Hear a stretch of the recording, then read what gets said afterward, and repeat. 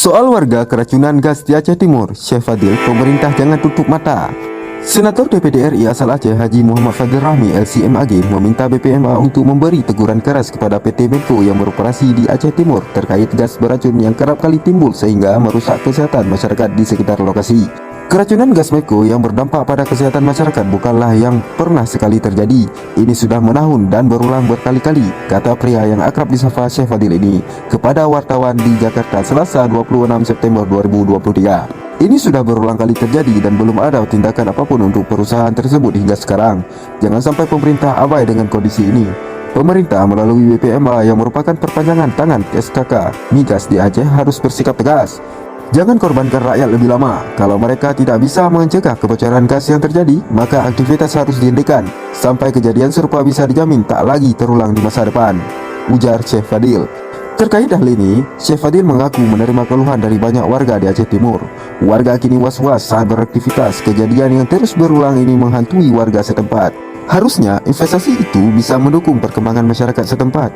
Bukan hanya hasil alam diambil dan masyarakat dibuat mati pelan-pelan dengan menghirup gas beracun yang bisa muncul kapan saja, kata Syekh Fadil. Syekh Fadil mengaku sedang berkoordinasi dengan lembaga terkait agar kejadian ini tak terus berulang di masa depan. Kata Syekh Fadil, warga Aceh Timur yang menjadi korban keracunan gas terjadi hampir setiap tahun. Ini membuktikan bahwa belum ada tindakan antisipasi dari perusahaan yang bersangkutan agar kasus ini tidak terulang lagi. BPMA harus menurunkan tim untuk investigasi, memastikan kejadian serupa tak lagi terulang di masa depan.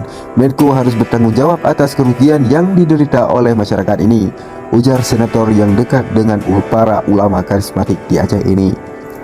Masyarakat bukan kelinci percobaan. Pemerintah juga jangan tutup mata, katanya. Pengawasan ini harusnya tupoksi BPMA di Aceh. Namun yang jadi pertanyaan, kok kejadian yang sama terus terulang di Aceh Timur? Apakah fungsi pengawasan benar-benar diimplementasikan atau hanya sekadar tugas di atas kertas, ujar Syekh Fadil. Sebelumnya diberitakan ratusan warga Kampung Pantai Rayute, Kecamatan Banda Alam, Kabupaten Aceh Timur mengungsi ke kantor kecamatan setempat guna menghindari gas beracun.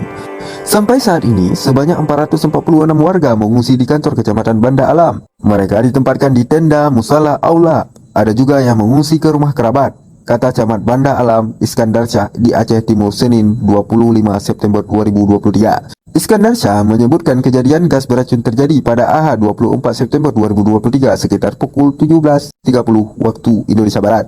Saat itu, anak-anak sedang bermain bola di lapangan, tiba-tiba mengalami sesak napas, kemudian pingsan dan dilarikan ke puskesmas setempat.